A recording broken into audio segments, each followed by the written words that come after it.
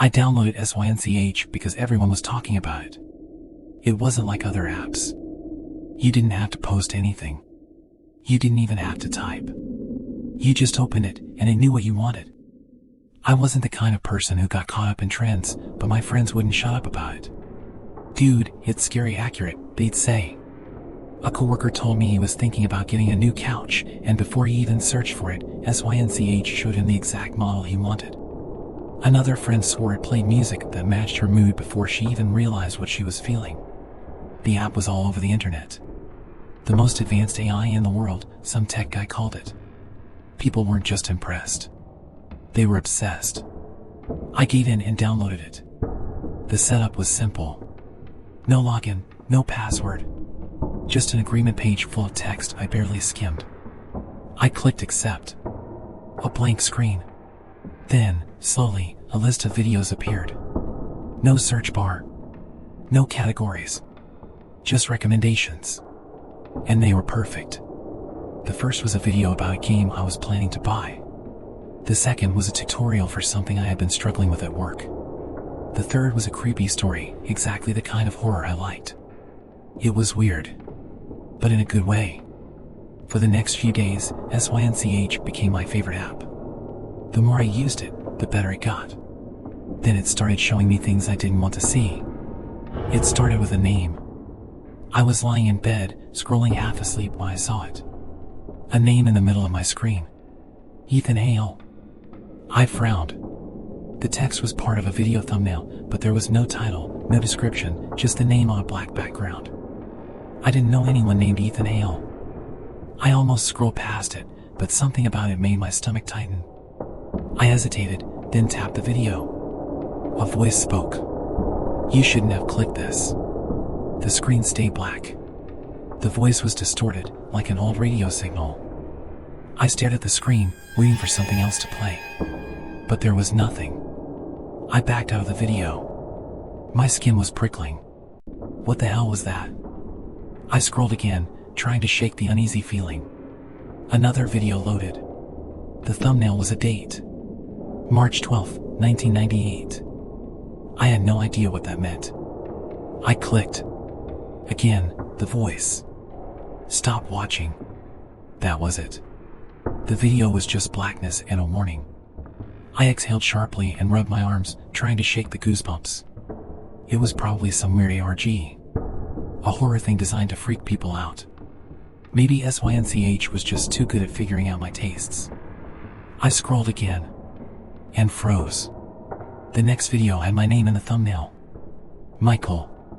Stop watching. A cold wave passed through me. My chest tightened. I clicked. A long, empty silence. Then, finally, the voice. "You're making a mistake." I stared at the screen, waiting. My heart was hammering. I backed out. Shut the app. Locked my phone. I sat there in the dark, gripping my blanket. It's just a game. It has to be a game. But my mind wouldn't stop spinning. Why did it use my name? I didn't open SYNCH again that night. I should have deleted it right then. The next night, it got worse. I wasn't planning to use the app, but my curiosity got the best of me. When I opened SYNCH, there were no more videos. Just a single black screen. A typing indicator appeared, like someone was messaging me. I swallowed hard. My hands felt stiff. The text appeared. Michael. March 12, 1998. Ethan Hale. I had no idea what the connection was. I didn't know this person. The date meant nothing to me. A second message popped up. "Do you want to see it?" I hesitated. Then, without me clicking anything, a video started playing. The footage was grainy, like an old VHS tape. A dark road, barely lit by a street lamp. A single car sat parked on the side. For a few seconds, nothing happened. Then the camera moved. Someone was walking toward the car. There was no sound except for faint static. The camera got closer, unsteady. The car's taillights glowed red. The trunk was slightly open. The person holding the camera grabbed the trunk lid and lifted it. Inside was a body. Shoved into the small space, arms twisted unnaturally, mouth open in a silent scream. The face was pale, eyes glassy and staring. A name appeared on the screen. Ethan Hale. My stomach turned. I backed out of the video so fast my hands fumbled. The app glitched. The screen flickered. The video didn't close. Ethan's dead eyes stared at me. The video continued even though I wasn't touching anything. The camera shifted again. The person holding it looked directly at me. I say person, but there was no face. The figure stood in the dark, body rigid, staring at me through the screen with a blank, smooth void where its face should have been. Then it tilted its head. Like it could see me. My phone buzzed violently. The screen glitched, colors flashing. My hands were shaking too hard to react. A final message popped up over the video. You saw it. Then, finally, the screen went black. I sat there, heart hammering, breath caught in my throat. I forced my fingers to move, deleted the app, went into settings, wiped the cache, erased everything. Then I shut off my phone. I sat in the dark, gripping my blanket so hard my knuckles hurt. It was just a game. It had to be a game. Then my phone turned itself back on. The screen lit up. It vibrated. Once. Twice. A notification popped up. SYNCH, we're not finished yet. I held my phone like it was a bomb about to go off. The screen was still lit. The notification sat there, waiting. SYNCH, we're not finished yet. I didn't move. My breathing was shallow, barely there. My mind screamed at me to turn it off, but my hands wouldn't work. I could feel my heartbeat everywhere, in my ears, my fingers, my throat. Then the screen glitched. A flicker. Just for a second. Then another notification popped up. SYNCH, Michael. I dropped the phone. It hit the bed and bounced onto the floor. I scrambled backward until my back pressed against the wall. I couldn't look at it. I didn't want to look at it. I had deleted it. I had deleted the app. I forced myself to breathe, counting in my head. 1, 2, 3, 4. It wasn't real. It was some kind of hacked app. A trick. Maybe an ad campaign, some dumb viral marketing stunt. I squeezed my eyes shut. I am not playing this game. The buzzing stopped. I waited. Seconds stretched, pulling tight like piano wire. Then my phone spoke. A voice. Right next to me. Michael. You saw it. My whole body locked. The voice wasn't robotic. It wasn't some digital AI voice. It was human. Low, calm, but wrong. I wanted to run, but I couldn't feel my legs. Then, slowly, the voice changed. It became my voice. Michael. I grabbed my phone and threw it across the room. It hit the wall with a sharp crack and slid onto the floor. Silence. I sat there, lungs aching, trying to tell myself this wasn't happening. It was a glitch. It was a trick. I counted my breaths. 1, 2, 3. I crawled forward, hand shaking, and picked up my phone. The screen was off. I turned it over. The screen had no cracks. It wasn't broken. I exhaled. Then, cautiously, I pressed the power button. The screen lit up. The home screen. No messages. No app. Nothing. I almost laughed. I let out a breath and leaned back. I was losing my mind. I checked my apps. SYNCH wasn't there. It was finally gone. For the first time in hours, I felt okay. I climbed back into bed, put my phone on silent, and forced myself to sleep. I should have known it wasn't over. I woke up at 3:12 a.m. My eyes snapped open like someone had yanked me out of sleep. My room was pitch black. Something felt wrong. I turned my head slowly. My phone was on my nightstand. The screen was on. A single message glowed in the dark. I sat up, breath stuck in my throat. I reached for my phone, hands ice cold. There was no app. No notification. It was a text message. Unknown number, check your gallery. No. No, no, no. I swallowed hard. My body felt like it wasn't mine. My thumb hovered over the gallery app. I tapped it. My photos loaded like normal. The most recent pictures were random things, screenshots, a photo of my cat, a selfie I took last week. Nothing weird. Then I saw it. A new album. It had no name. Just a blank gray square. My stomach twisted. I clicked it. There was one video. I tapped it. The screen was black. At first, there was no sound. Then, faintly, I heard breathing. Not mine. Slow. Wet. Wrong. The camera was moving. I could see something now, my room. The footage was taken from inside my apartment. A wave of dizziness crashed over me. The camera was moving toward my bedroom. A shadow passed over the frame. A shape. Something standing in the dark. Then, it stepped into the doorway. It was too tall. Its head tilted to the side, slow, jerky, like it wasn't used to moving. I could see the outline of its arms. Too long. Hanging at its sides like dead weight. It wasn't moving. Just standing there. Watching me. I couldn't breathe. This wasn't possible. Then, in the video, I saw myself. I was asleep in bed. The camera was inches from my face. The breathing grew louder. Right next to me. Then, suddenly, the video stopped. I dropped my phone. My whole body locked up. I couldn't move. I couldn't turn my head. Because I knew. I knew if I turned my head toward the doorway, it would be standing there. Waiting. I sat frozen for what felt like hours. Finally, slowly, I forced myself to move. I turned my head. The doorway was empty.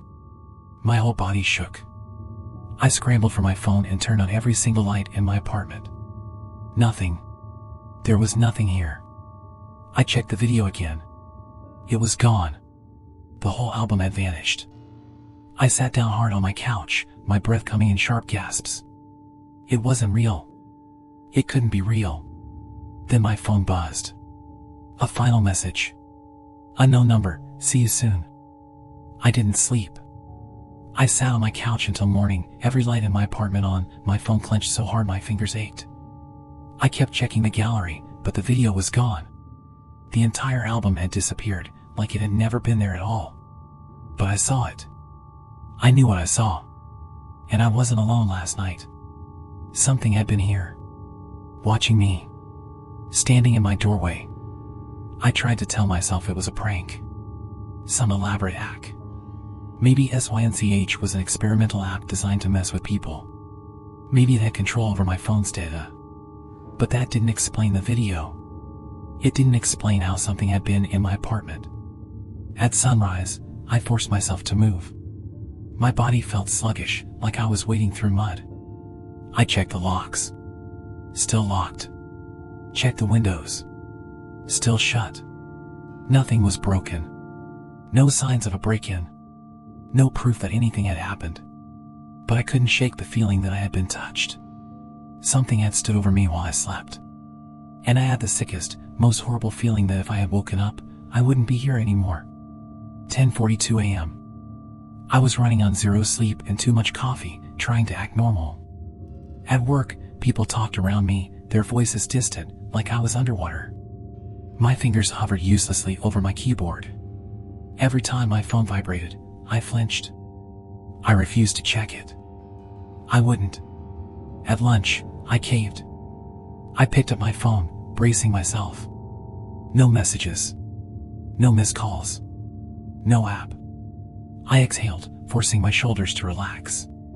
Maybe it really was over. I put my phone down and ran a hand through my hair. Then someone sat across from me. I looked up. It was a man. Mid-30s, dark circles under his eyes, expression stiff. He was dressed like he worked in the building, but I didn't recognize him. I frowned. Can I help you? He leaned forward, voice low. You used FACELESS, didn't you? Every muscle in my body went tight. I didn't answer. He nodded slightly, like he already knew. I used it too, he said. My stomach dropped. He glanced around, lowering his voice even more. Did it start talking to you yet? I swallowed. My throat felt like sandpaper. My voice cracked. I cleared my throat. I deleted it. He laughed under his breath. A bitter, broken sound. You think that matters? I stared at him, my pulse hammering. He reached into his pocket and pulled out his phone. He set it on the table and tapped the screen. A video started playing. I didn't want to look, but I did. The footage was dark, shaky. The angle was low, like a camera peeking through a crack in the door. A bedroom. I realized, with growing horror, that it was mine. The footage showed me, asleep in bed. The same video from last night. Only this time, it didn't end. The camera got closer. The breathing grew louder. Then, movement. A shadow unfolded from the corner of the room. I felt sick. No, no, no. The figure moved toward my bed. The screen flickered. Then the video stopped. I got this 3 weeks ago, the man said quietly. I tore my eyes away from the screen, my breath coming fast. What the hell is this? He held up his phone, showing me the home screen. No app. I deleted it too, he said. I stared at him. My skin felt too tight, like I was shrinking inside myself. You have to get rid of your phone, he said. I shook my head. That's crazy. It's an app. It can't. His hand slammed against the table, making me jump. You don't get it. His eyes were wild, desperate. You saw something you weren't supposed to see. They know. A cold sweat ran down my back. Who? He leaned forward, voice barely above a whisper. The ones behind the screen. I swallowed hard. That's... My phone buzzed. We both froze. Slowly, I picked it up. A message. Not from an unknown number. From his number. My mouth went dry. I looked up at him. His phone was still on the table. He wasn't touching it. He hadn't sent me anything. Hands shaking, I opened the message. There was no text. Just a photo. Of me. Sitting right here, at this table.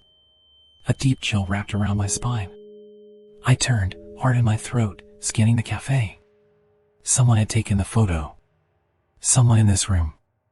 I stood up so fast my chair scraped against the floor. My pulse was in my skull, my ears, my teeth. I turned back to the man. He was already gone. The seat across from me was empty. No sign he had ever been there. I stared at the spot where he had sat, my hands clenched into fists. Then my phone buzzed again. A new message. Unknown number, you're running out of time. My breath hitched. The phone vibrated again. And again. Faster. More urgent. The messages flooded in, one after another. I couldn't breathe. Then, suddenly, my phone called me. The screen flashed. Unknown caller. I stared at it, frozen. I shouldn't answer. I knew that. I knew that if I picked up, I wouldn't be the same. But I couldn't stop myself. My thumb moved. I pressed accept. For a second, there was nothing. Then, through the speaker, I heard breathing. Right next to my ear. Slow. Wet. Wrong. Then a voice spoke. Not robotic. Not AI. A real voice. It whispered. Turn around. I felt something behind me. Right there. Breathing on my neck. I turned. And for a split second, just a split second, I saw something standing right behind me. It was tall. Too tall. A shape draped in shadows, its body blurred at the edges like it wasn't fully there. But the face. There was no face. Just smooth, stretched skin, like something had erased its features. Like it was never meant to be seen. Then, blink. It was gone. The cafe was normal. People eating, talking, scrolling their phones. No one reacting. Like nothing had happened. Like no one else had seen it. I staggered back, slamming into my chair. My breath came too fast, too hard. My vision swam. I gripped the table to stay upright. I looked down at my phone. The call was still connected. The breathing was still there. Slow. Shallow. So close. I pressed the phone to my ear with a shaking hand. I shouldn't have. The voice whispered. We're coming. I threw my phone down like it had burned me. People in the cafe turned to look at me. Confused. Annoyed. Normal. I didn't feel normal. I felt like I was being ripped out of reality. I grabbed my phone and sprinted out of the cafe. 11:15 a.m. I ran until my legs burned. I stopped in an alley behind an old bookstore, leaning against the brick wall, gasping for air. My phone buzzed in my hand. I almost threw it away. I turned the screen over. A new message. Unknown number, too late. My stomach twisted. Then another message. Unknown number, look up. I froze. I couldn't move. I couldn't breathe. I knew what would happen if I looked. But some part of me, some sick, stupid part of me, had to know. I tilted my head back. My lungs seized. There was something at the top of the building. A figure, barely visible, staring down at me. It wasn't standing. It was hanging over the edge. Arms too long, fingers twitching against the concrete. Watching. Waiting. My phone buzzed again. Unknown number, run. The thing above me moved. It lurched down the side of the building. Not climbing. Falling. Straight for me. I ran. 12:30 p.m. I made it home. I locked every door, every window. I shoved a chair against the door handle. My whole body shook. This wasn't just an app. This wasn't a hack. I didn't know what I had seen, but it wasn't human. I sank onto my couch, staring at my phone. The messages were gone. All of them. There was no evidence. No proof. Like it had never happened. I almost laughed. A sick, broken laugh. I couldn't call anyone. What would I say? Something from a phone app was hunting me? I ran a hand down my face. My skin was clammy. My breath uneven. I needed to think. I needed to. My TV turned on by itself. The screen flickered. A video played. I knew what it was before I even saw it. My apartment. A camera moving through my hallway. A shape standing in the shadows. A whisper crawling through the speakers. We're already inside. I turned my head. The closet door was open. I didn't leave it open. A shape stood inside. Watching. Waiting. I couldn't move. Then it stepped out. My breath caught in my throat, locked there like something was pressing down on my chest. My body refused to react, even as my brain screamed at me to run. The thing in my apartment was wrong. Its limbs jerked unnaturally as it moved. Too slow, too deliberate, like it wasn't used to walking. It was tall. Its head nearly brushed the ceiling. But its face... It had no face. No eyes. No mouth. Just smooth, pale skin stretched too tight. Like someone had erased it. And yet, I knew it was looking at me. I don't know how, but I felt it. A deep, sickening sensation in my gut, like something was twisting its fingers through my insides. I still couldn't breathe. My limbs were frozen, like I had been unplugged from my body. The TV was still playing. The camera footage was still moving. The screen showed my apartment from a different angle now. A view from the inside of my closet. The exact spot the thing had just stepped out of. My stomach turned. No, no, no. The camera in the video moved again. Closer. Through the apartment. Toward me. And the thing standing in front of me, it tilted its head. Mimicking the screen. I was watching it watch me. Something inside me snapped. I lunged off the couch, knocking over the coffee table as I scrambled backward. The thing twitched. Then it moved. Fast. Too fast. It rushed me, silent, gliding. I bolted. I ran like my life depended on it, because I knew if it touched me, I wasn't coming back.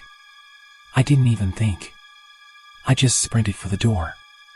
I yanked at the lock, hands shaking, fingers fumbling, too slow. I could feel it behind me. I felt it breathing. The air around me went cold. My vision blurred, like static was crawling at the edges of my sight. I wrenched the door open and ran. 12:38 p.m. I didn't stop running until my legs gave out. I collapsed against the side of a building, chest heaving, my entire body shaking so hard I thought I might pass out. I didn't know where I was. I didn't care. I just needed to be away. But my phone was still in my pocket. I didn't want to touch it, but I had to know. I pulled it out with trembling hands. The screen was black. I pressed the power button. It lit up immediately. A message from SYNCH. I hadn't reinstalled it. I had deleted it. But it was back. The message was short. That was us. A cold, creeping feeling slid up my spine. I didn't move. I didn't breathe. Another message popped up. It's watching you. A sharp sound made me flinch. A notification. A video. I tapped it. Live feed. The screen showed a street. This street. Right where I was standing. I turned my head, my stomach twisting into knots. Across the street, a person stood on the sidewalk. Not a person. Not really. Tall.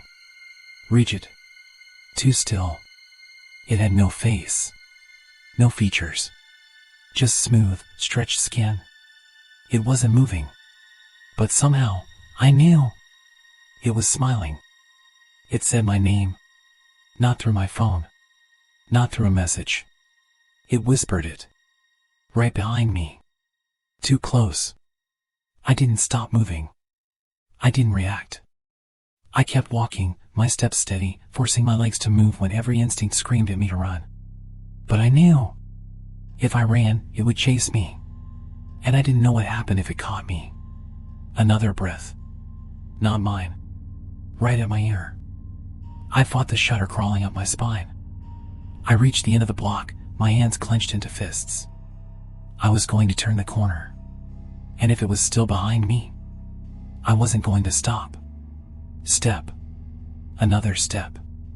I turned the corner. And I ran. 1:15 p.m. I didn't know where I was going. I only knew I had to be away. I sprinted across streets, through alleyways, past people who barely even looked at me. I ran until my lungs burned, until my legs begged me to stop, until my vision blurred and my pulse pounded behind my eyes. I finally stopped near a train station, gripping a metal railing, gasping for air. I whipped around. Nothing. No one. The sidewalk was full of strangers. Normal people. It wasn't here. I sucked in a shaky breath, rubbing my arms, trying to stop shaking. I took out my phone. I didn't want to, but I had to. I unlocked the screen, heart hammering. No new messages. No missed calls. No videos. For the first time in days, the phone was normal. I should have felt relieved. I didn't. Something was still wrong. I felt it. Like a weight on my chest. Like a presence waiting, just out of sight. I sat on a bench, gripping my phone. What the hell was happening to me? It wasn't just the app anymore. It wasn't just my phone. This thing was real. I saw it. I felt it. And I had no idea how to make it stop. I went to settings, my hands stiff, my pulse still too fast. I did the only thing I could think of. Factory reset. I erased everything. Every app, every file, every setting. I watched as the phone went dark, resetting itself back to the way it was when I first got it. It would work. It had to work. I let out a slow breath and stared down at my hands. They were still shaking. I needed to get home. 3 p.m. The train was packed. I sat near the back, hoodie up, hands stuffed in my pockets, trying to ignore the hollow, creeping feeling in my chest. My phone was still off. I wasn't going to turn it back on. Not yet. The train slowed, pulling into the next station. More people got on. Someone sat down across from me. I barely glanced up. Then my stomach dropped. I knew this person. I had seen him before. The man from the cafe. The one who showed me the video. His face was pale. His fingers trembled. He didn't speak. He just slid his phone across the table to me. I swallowed hard, my hands stiff. I looked down at the screen. There was a video playing. My breath caught. A live feed. The camera was in my apartment. I watched as it slowly moved through the dark, pausing at my bedroom door. It was inside, waiting for me. I looked back up at the man. My pulse pounded in my throat. His eyes were wide, bloodshot. His hands clenched into fists. "It doesn't stop," he whispered. The train rattled. The doors slid open. He stood up. And then, he stepped onto the tracks. The train horn screamed. People shouted. But I couldn't move. I sat there, frozen, the last thing I saw burned into my mind. As he stepped off the platform, he finally turned back toward me. And I saw his face. It was smooth. Featureless. Like his identity had been erased. Like he had already been taken. And before the train hit him, I swear, he smiled. The train screeched to a halt. The impact was sickening, a heavy, wet sound, followed by silence. For a moment, no one moved. No one spoke. Then the screaming started. People stumbled back. Someone ran. Another person gasped so hard it sounded like they were choking. But I couldn't move. I sat frozen, staring at the empty space where the man had just been. Where he had stepped off the platform. Where he had turned to look at me. Where he had smiled. But that wasn't the man I met in the cafe. Not anymore. That wasn't a person. It had taken him. A deep, sick horror bloomed in my stomach. I forced myself to stand. My legs felt stiff, like I was learning how to use them. I turned and ran. 3:15 p.m. I didn't stop running until I saw my apartment building. I stood outside, bent over, hands on my knees, trying to catch my breath. The world around me was too loud. Cars. Footsteps. Voices. It felt too normal. Like nothing had happened. Like I hadn't just seen a man disappear. But I knew something was inside, waiting. I pulled out my phone. It was still off. The factory reset should have erased everything. But what if it didn't? What if it was still watching? I clenched my jaw. No more running. I had to face this. I stepped into the building. 3:20 p.m. The elevator ride felt like it lasted forever. My ears rang. My pulse hammered. I counted the floors as they passed. 3, 4, 5. Then, the lights flickered. The elevator shuddered, jerking to a stop between floors. I held my breath. The overhead light buzzed. Then, a sound. Something shifted above me. In the ceiling. I looked up, my throat tightening. A vent cover was loose. And behind it, a face. Or what used to be a face. It was warped, stretched too thin. The eyes were wide, bulging, too round to be human. The mouth, asterisk, if you could even call it that, asterisk, wasn't right. It was too long. Like someone had pulled the skin down too far. Then it twitched. And I realized. It wasn't looking at me. It was mimicking me. The same posture. The same slight tilt of my head. Like a broken reflection. I took a step back. It copied me. I slammed the emergency button. The elevator lurched downward. The vent snapped shut. Just before the doors slid open, I heard a sound. Not a voice. Not a word. Just a wet clicking noise. I ran. 3:22 p.m. I reached my apartment door. It was closed. Locked. Just like I left it. But I knew better now. Locks didn't matter. I swallowed hard, forced my fingers to stay steady, and slid the key into the lock. The door creaked open. The apartment was dark. Still. I stepped inside. I reached for the light switch. Something breathed in the darkness. My hand froze an inch from the switch. The light flickered on by itself. And I saw it. Standing in the hallway. Right outside my bedroom door. Tall. Deformed. Waiting. 3:23 p.m. For the first time, I saw it clearly. Its body was almost human. But not. Its skin bulged in the wrong places, like too many bones were shifting beneath it. Its arms hung at its sides, too long, the fingers curling inward like claws. Its ribs were exposed. Moving. Expanding. Like something inside was breathing separately from the rest of it. And its face. It had a mouth now. A long, gaping wound that stretched down its throat, its lips peeling away like something had torn its jaw open from the inside. The eyes bulged, but they weren't real. They didn't blink. They didn't move. They were painted on. No, not painted. Copied. It had tried to make eyes. To look more human. To look more like me. I felt bile rise in my throat. My legs locked. I couldn't move. I couldn't breathe. The thing in front of me twitched. It opened its mouth wider. Not a scream. Not a growl. A low, static hum. Like a phone glitching. Like a voice trying to force its way through. The TV in my living room turned on by itself. The screen flickered, and I saw it. A live feed of my apartment. From inside my closet. Watching me. Then, the creature moved. Not toward me. Toward the screen. It took one slow, twitching step forward. Then another. My mind screamed at me to run. But I couldn't. Because I realized something. The live feed. It wasn't showing me my apartment.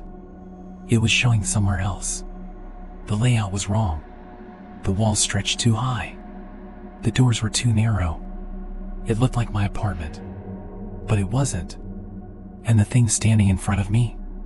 It wasn't in my apartment anymore. It was in that place. A perfect copy. A space that wasn't real. But it was looking straight at me. The static hum grew louder. The lights flickered. The thing took one final step. Into the screen. And then, it was gone. The screen cut to black. Silence. I staggered back, gasping for air. My living room was empty. The air was stilled. I turned to my phone. I picked it up with shaking hands. And I saw a final message. A single line. SYNCH, you let it in. Then, the app disappeared. Deleted itself. My mind whirled. I felt my knees buckle. I didn't know what to do.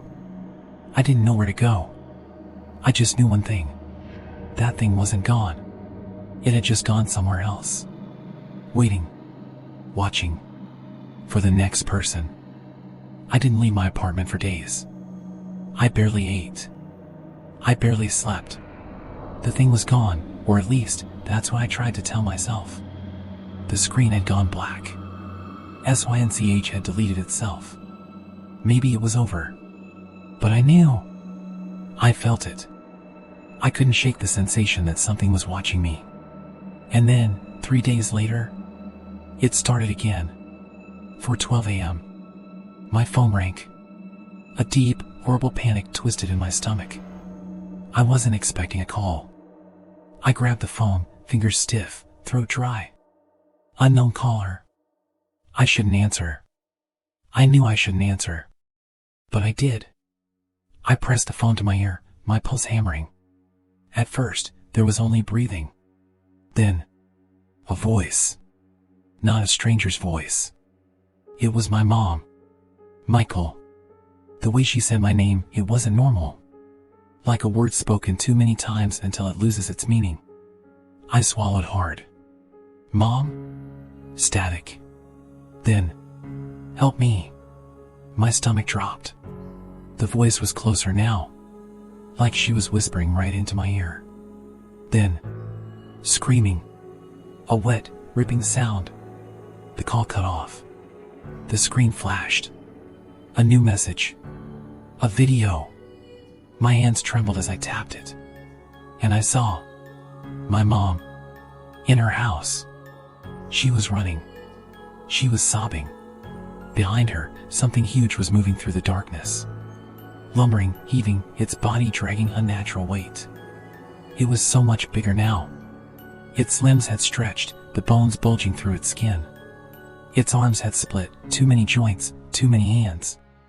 Its ribs expanded and contracted, like a second thing inside it was trying to push its way out. It wasn't human. It wasn't even trying to be. My mom screamed. I saw a claw wrap around her throat. I saw her dragged into the dark. Then, the video ended. I dropped my phone. My body is locked. This wasn't real. It couldn't be real. I grabbed my keys and ran. 4:30 a.m. I drove like a maniac. Blew past stoplights. Nearly crashed twice. I had to see her. I had to make sure. But when I got to my mom's house, the door was open. The lights were off. I stepped inside, my breath coming fast, my heart pounding too hard. Mom? Silence. Then I saw the floor. Dark. Sticky. Something wet soaked into the carpet. I moved forward slowly. Then I saw her hand. Just her hand. Torn at the wrist. Fingers curled. Frozen. I stumbled back. My stomach twisted.